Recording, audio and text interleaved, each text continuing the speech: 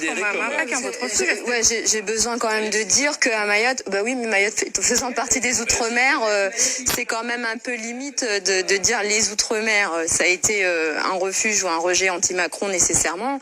Marine Le Pen fait depuis 2 présidentielles des scores très importants à Mayotte parce qu'elle porte le sujet principal de lutte contre l'immigration clandestine qui n'est pas repris par aucun parti national au point que le fait Marine Le Pen. Donc à Mayotte, c'est un vote d'adhésion. Et il faut le nuancer, il n'y a aucun élu local RN à Mayotte.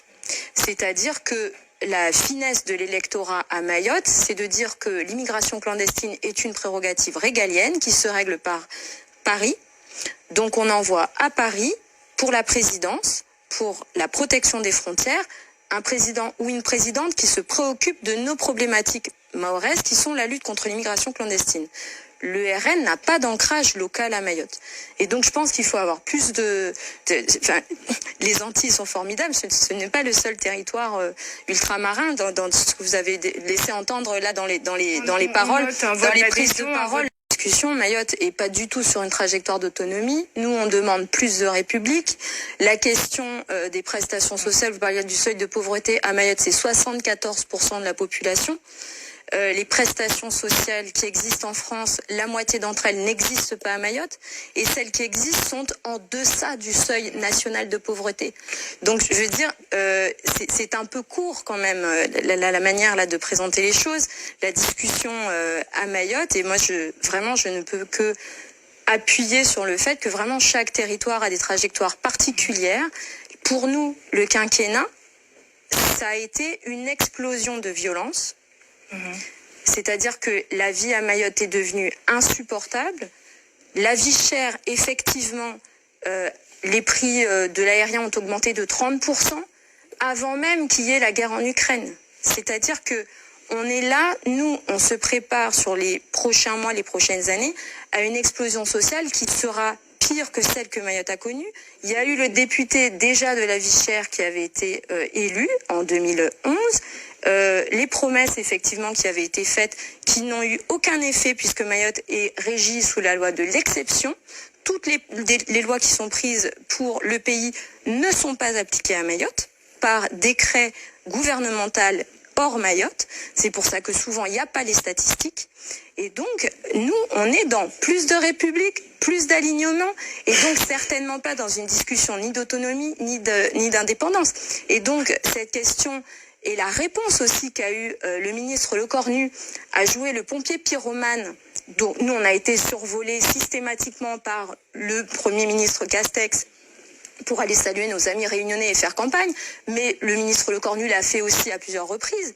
Et on considère, nous, que nous sommes des Français de seconde zone, et le combat de ce mandat, c'est d'arriver à l'égalité réelle. Ça inclut effectivement la vie chère, mais nous, c'est notre survie. Vous avez la violence sur les personnes qui a augmenté de 60%. C'est-à-dire que les préoccupations à Mayotte sont vraiment une question de survie, des caillassages, des barrages, des violences quotidiennes sur une île de 375 km².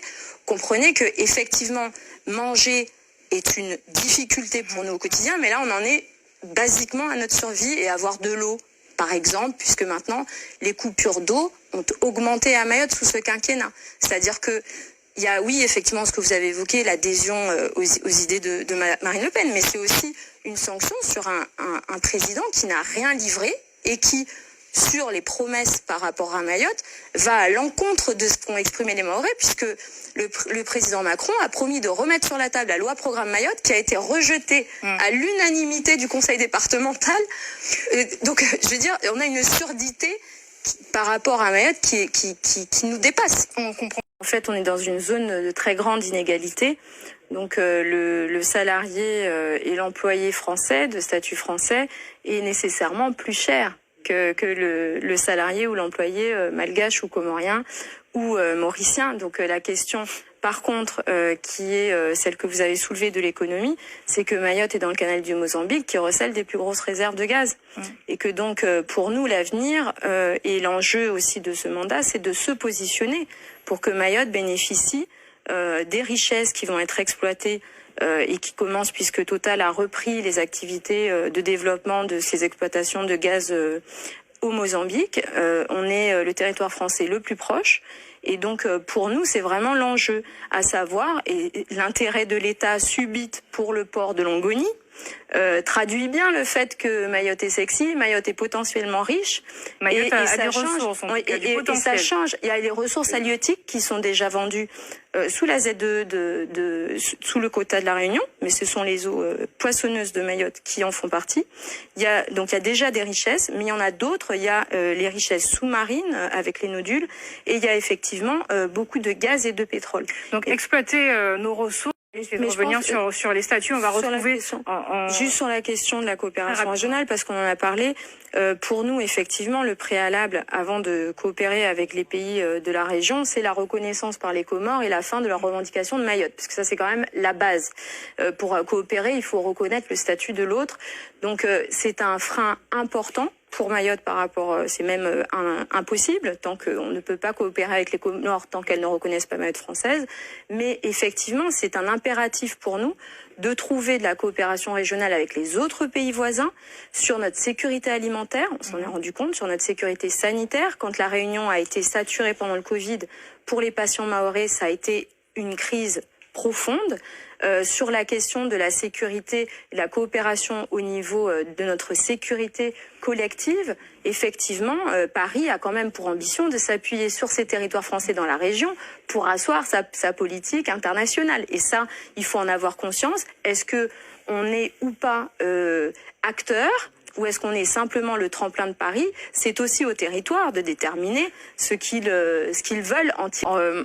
Moi, je me suis engagée dans un groupe des divers droites qui compte des ultramarins. J'ai appris par la presse que M. Servat avait décrété que c'était un groupe utile. Un groupe utile. Voilà, alors qu'il y a encore des discussions sur le nom de baptême de ce groupe.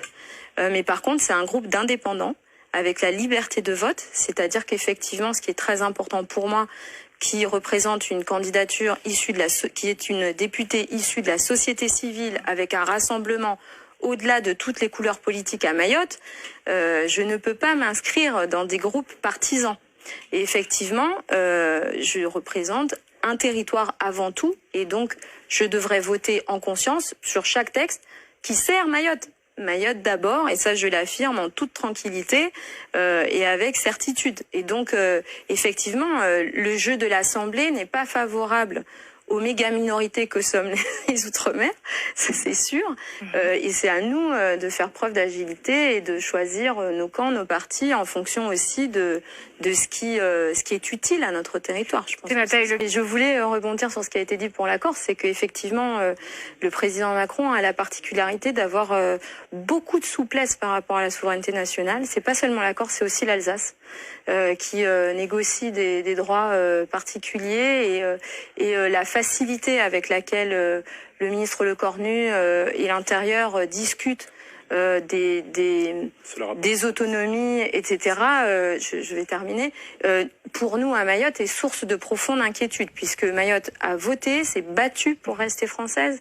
Donc, on a cette espèce de chantage au largage qui est toujours sous-jacent et qui justifie le plus faible investissement de l'État per capita de France. Malheureusement, l'autonomie